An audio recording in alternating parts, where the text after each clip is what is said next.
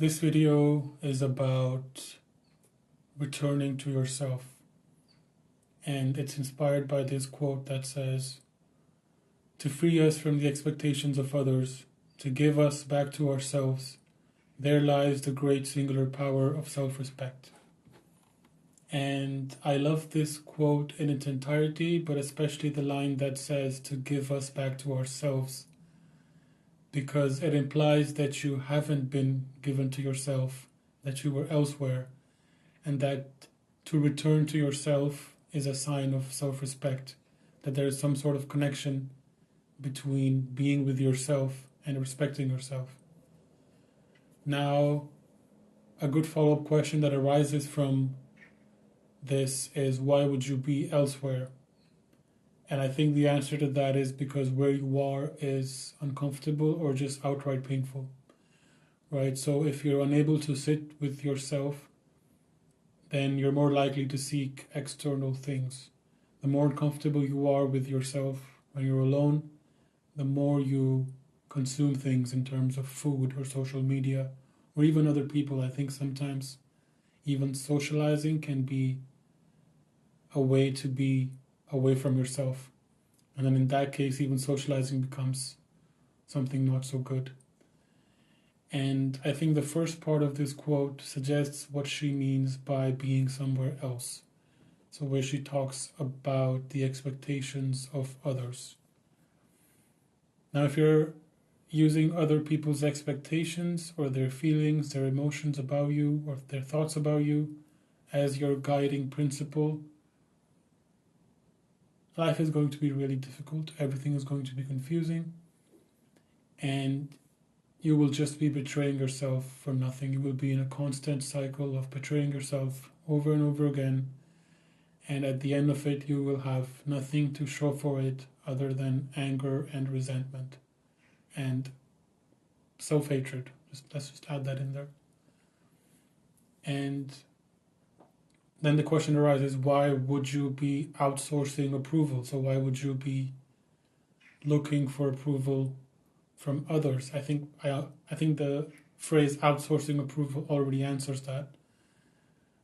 I think it's because there's a part of you that disapproves of yourself, right? So I always looked for outside approval because I had extremely negative thoughts about myself. So then I need to find external proof that these thoughts are not valid because I can't disprove them myself. So I'm not able to counter these thoughts in my own head. So I need to go out there and seek validation from other people so that I have like a comeback to all these negative thoughts because I can't do it myself. And that's, I think, one of the reasons why this happens. And the worst part of this is it doesn't really work. It doesn't work. So even if you're chasing this validation, well, first of all, it's really exhausting. You're constantly trying to figure out how to get the validation. So you're constantly thinking, okay, what does this person like? What should I do to impress them? How do I get this? And like I said, the worst part is it doesn't even work. If you don't get the validation, you try harder. But if you get the validation, even if it temporarily feels good, it never really sinks in. It never really gets to like the root of the problem. It doesn't heal. It just bounces right off and fades away after a while. And yeah, I think it seems to be something that has to be an inside job.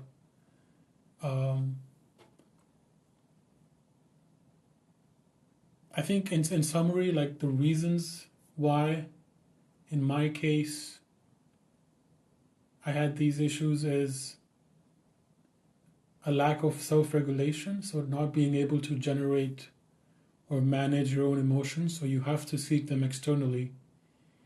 And then because of doing this for so long, you have years of just repressed emotions.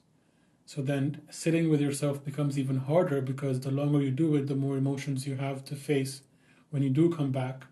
It's like letting your emails just pile up. And the more emails you have to read, the more scared you are to open your email account.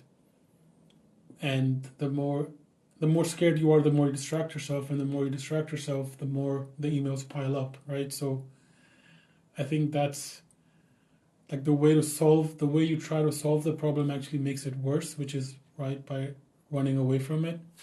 And that's a really bad loop to find yourself in. And I also think that being able to be with yourself is the prerequisite for anything that's worth it. Um, to be able to be with yourself, to have some sense of self-respect, self-love, to be able to self-regulate, to act from within yourself. I think you cannot really have, I mean, you can't have a relationship that is real without being able to act from within yourself, if that makes sense. Right? I mean, for example, if you're constantly acting out a mask or acting out a person that you're not,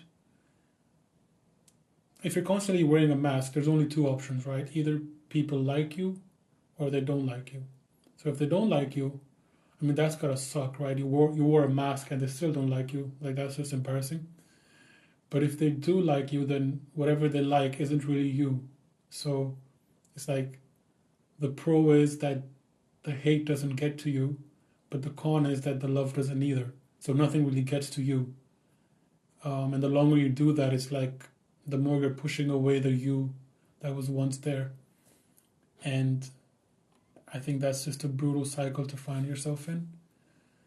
And I have been trying to get out of it. So that's what has inspired this video. The second question, obviously, that arises is, okay, kind of understand what the problem is. How do you return to yourself? So I admit I have been away from myself. I have been in that loop. The emails have piled up. What do I do now? How do I come back? So how do I return to myself? And the answer is, you return to yourself the same way you return to someone else, which is by spending time with them. So to just stop coping so much, stop running away from yourself. And I've said this in like previous videos as well, but I think it's like really worthy of repeating. It's becoming a very important part of this phase of my life, which is you cannot hear your own voice if you're constantly drowning it out with distraction and external stimuli, right? I think the first step in finding yourself is to get rid of everything that's not you. Things you use to self-soothe that aren't good for you, distractions you engage in, everything you do to avoid yourself. And after you're done crying for a while, you will probably be able to hear your own voice again, your inner compass that was always there, but that was being drowned out. And of course, it's going to suck, right? But if you expect that it's going to suck, then it sucks less. So at least you have that. At least you can expect it, that it's going to be really difficult once you take away some of these things that you were using to regulate yourself. And well, how do you stop chasing external validation? I think the answer to that might be something along the lines of to cultivate something internal that is better. I don't think I understand self-love at this point, but I do feel more comfortable using the word self-respect. And I would say, firstly, to cultivate some sense of self-respect, I would say just make a commitment to stop running away. Just tell yourself, I'm going to try. This is going to hurt. It's probably going to suck. But I'm going to make a commitment to stop running away from myself. And then it's just a matter of trying to leave the habits that you use to run away from yourself. Maybe you can pick just one and try to go on without it and try to add something beneficial. For example, in my case, you could say, on one hand, you could So I stopped using social media. I limited my use extremely. I open it like once a day on my computer. So I deleted Instagram off of my phone and I only open it like once a day on my computer. So then I'm not really scrolling or anything. I'm just checking my feed, seeing what my friends posted, and answering any messages. So then it's like very balanced because I'm not on the explore page scrolling forever because you can't. I mean, you can, but it's much less addictive in that sense because I'm not used to it on the computer. So it's much easier to control. So and adding like beneficial habits, I'm trying to be more consistent with the gym and eating properly. So right, something along these lines of just taking something away that you use to self-regulate that is not good for you and just try to add something there that you can rely on that really does make you feel better. And I mean, physical exercise is just, it's a great place to start, right, for everyone. So yeah, in summary, you could say there's like a theoretical part and then the practical part. So the theoretical part would be you are elsewhere because where you are is uncomfortable, right? So you're seeking external things because being with yourself is too painful. And you need to realize that outsourcing the approval is never going to work. It's never going to sink in. It's never going to be a permanent solution. It's never going to heal, right? And the longer you are distracting yourself from yourself, you're increasing how much of yourself you're ignoring. If that makes sense. So the longer you do this and the longer you seek external things or distract yourself, more of you is being hidden, more of you is being unseen, and it's building up, and it's only going to make it harder to come back. It's also good to realize that being comfortable in your own presence, being able to be with yourself, is the prerequisite for everything else, I think. And how do you return to yourself? In theory, is the same way you return to someone else, which is by spending time with them. So that concludes the theoretical side of things. So in summary, the practical side, I would say, is to have a session of self-reflection and try to figure out what exactly are the things that you use to avoid yourself. And you have to be very critical, very careful. You know, things that might seem innocent on the surface might just be entirely based on fear and self-avoidance. So once you have an idea of the things you do to avoid yourself, you can obviously try to quit some of these bad habits. You could either start with just the biggest one and try to attack that, or you start with the smaller things that are easier to quit and then just like build momentum. Whatever works, the idea mainly is you identify the things you do to avoid yourself and then you stop doing them. And now you can't really have an empty space, so the more committed you are to not going back to the bad habits, I think the more likely it is that you will put something better in place of that. So once you're getting a bit of control over, okay, I haven't returned to this bad habit for like a week now, I think you will automatically start transitioning into something better in that place, in the place of that bad habit. And of course, expecting it makes it suck less. So expect like confusion, anxiety, pain, anger.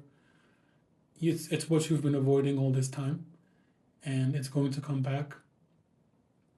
Or rather, it was always there and you weren't really looking at it, but you are going to feel these things, and expecting them makes it easier to stay on the path, right? You won't be so surprised. You might still be surprised by how bad it gets, most probably, but yeah, that was it for this video. Thank you for watching and take care of yourself.